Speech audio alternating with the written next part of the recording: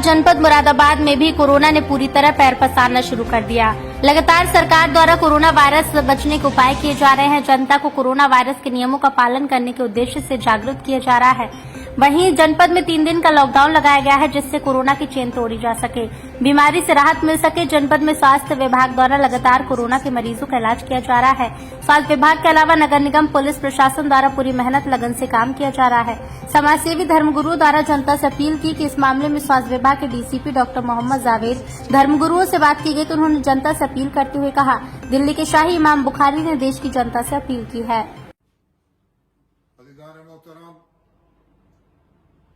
मैं शाही इमाम सैयद अहमद बुखारी आपसे मुखातब हूं। जैसा कि आप अखबारात, टीवी और सोशल मीडिया पर ये खबरें मुतवातिर सुन रहे हैं कि दिल्ली समेत हिंदुस्तान के मुख्तलिफ सूबों में कोरोना वायरस बहुत तेजी के साथ फैल रहा है। दिल्ली और मुख्तलिफ सूबों में हालात ये हैं कि लोग कोरोना वायरस से काफी तादाद में मर रहे हैं और ये तादाद मुसलसल बढ़ती जा रही है। अगर मैं दिल्ली की बात करूं तो दिल्ली के कब्रिस्तान में मैयतें ज्यादा हैं और कब्रें खोदने के लिए खोदने वालों की जो तादाद है वो कम है। अक्सर लोग कोरोना वायरस को संजीदगी के साथ नहीं ले रहे। मैं आपको बता दूं कि वायरस इस दफा जो फैल रहा है निहायत खतरनाक है।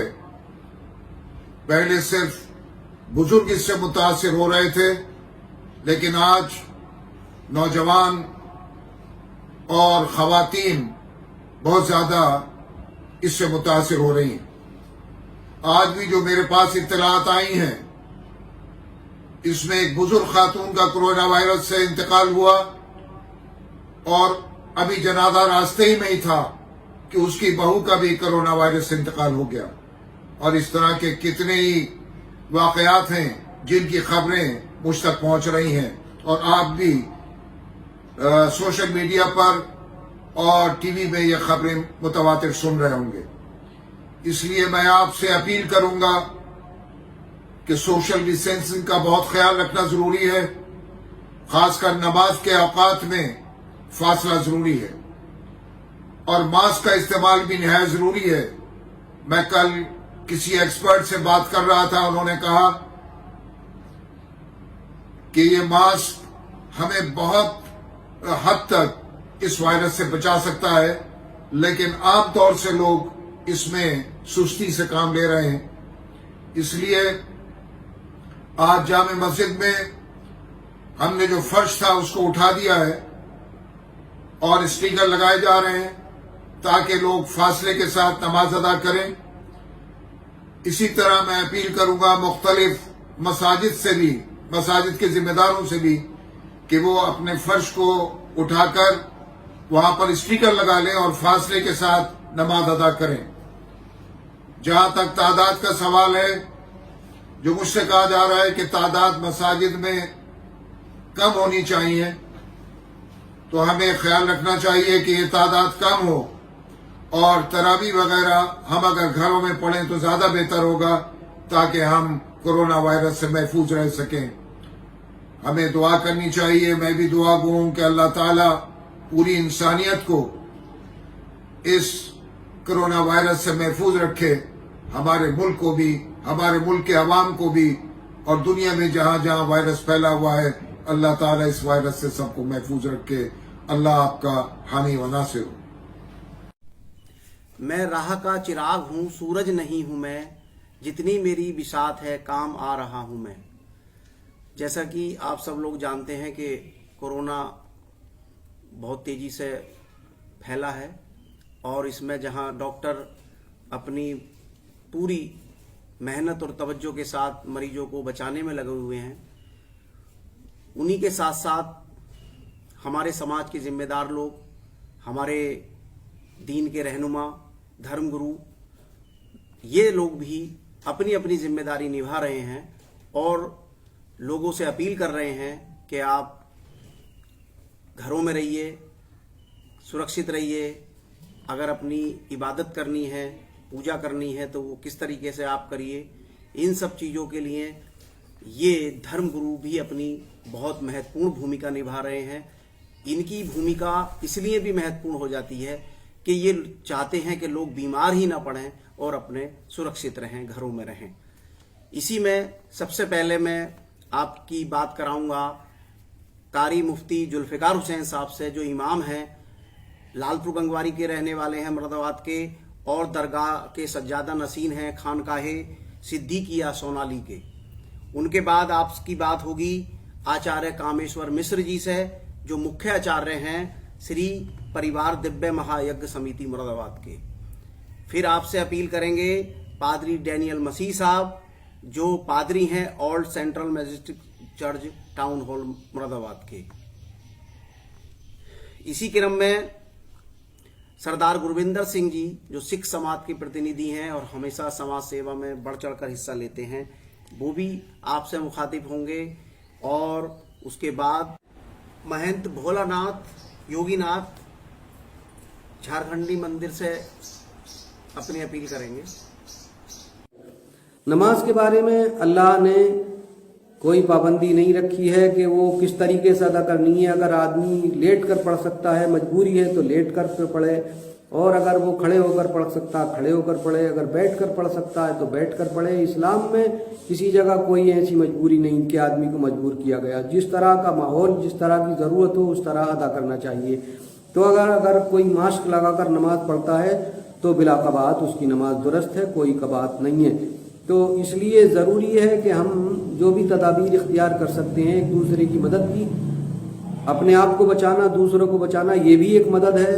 वबाई अमराज को दूर करने के लिए कोशिश करें और इधर उधर ना थूकें, अपने पास गंदगी और या दूसरों के पास गंदगी ना आने दें, सफाई का ख्याल रखें। सफाई अल्लाह के रसूल की पसंदीदा अमल है।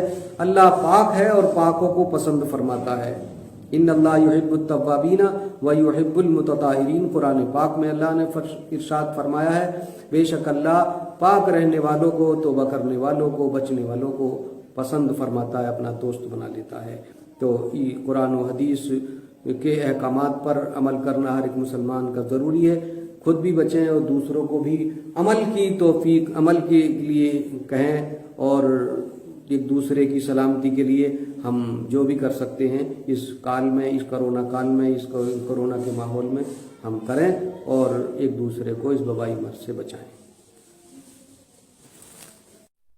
जय माता की। मैं कामेश्वर मिश्र, श्री परिवार दिव्य महायज्ञ समिति के मुख्य आचार्य पद पर हूँ और मैं सभी सबसे जनता जनार्दन से कहना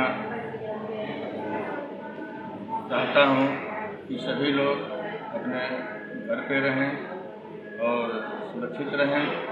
घर पर भी रहें तो भी अपने परिवार बच्चों के साथ नहीं बैठें तो मास्क लगा कर रहें और 2 गज की दूरी बनाए रखें। और मास्क तो लगाना जरूरी है ही, बहुत ज़रूरी है, बल्कि डबल, अगर कहीं अति आवश्यक जाना पड़े तो डबल मास्क लगा के जाएं और टीकाकरण जरूर कराएं। हमने स्वयं टीका लगवाया था, वैक्सीन, और एकदम सुरक्षित हूँ, ठीक हूँ, कोई परेशानी नहीं हुई, कोई घबराहट नहीं हुई, बल्कि खूब मैं नवरात्रि में पूजा पाठ भी किया हूँ और स्वस्थ हूँ। और सभी से अपील है कि टीका जरूर लगवा लें। अब 18 वर्ष से भी बच्चों का टीकाकरण शुरू हो गया है, लोग रजिस्ट्रेशन कराएं अपना और टीका जरूर लगवाएं और सरकार के नियमों का पालन करें और सोशल डिस्टेंसिंग में रहें। इसी कामना के साथ सभी लोग सुरक्षित रहें, स्वस्थ रहें। सर्वे भवन्तु सुखिनः, सर्वे सन्तु निरामयाः, सर्वे भद्राणि पश्यन्तु माँ। प्रिय देशवासियों, प्रभु यीशु मसीह के पवित्र नाम में आप सबको सलाम मिले।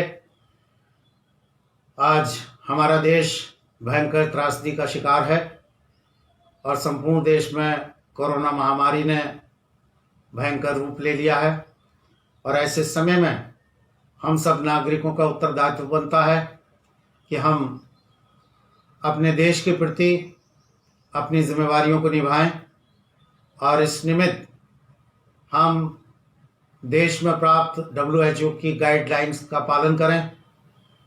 हमारे पवित्र धर्मशास्त्र बाइबल ने भी हमें सिखाया है कि ऐसे समय में हम अपने हाथों को लगातार धोएं, मास्क का उपयोग करें और घर से बाहर अनावश्यक रूप से ना निकलें, जिससे हम कोरोना की कड़ी को तोड़ सकें और इस निमित्त हम सब देश की सुरक्षा में अपनी भागीदारी को निभाएं।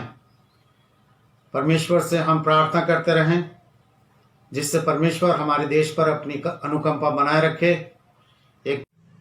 मैं सिख समाज से होने के नाते अपने सिख भाइयों से भी छोटी मोटी 2-3 प्रार्थनाएं करना चाहता हूं। एक तो ये है कि जब गुरुद्वारा परिसर में जाए तो वहां 5 से अधिक लोग हॉल में ना इकट्ठे हों और फिजिकल डिस्टेंसिंग का विशेष ख्याल रखें। किसी चीज को छुएं ना, जिससे आपको छूने से आपको भी इन्फेक्शन लग सकता है और आपके छूने से किसी दूसरे आने वाले को भी वहां पर इन्फेक्शन लग सकता है। इसलिए मास्क जरूरी,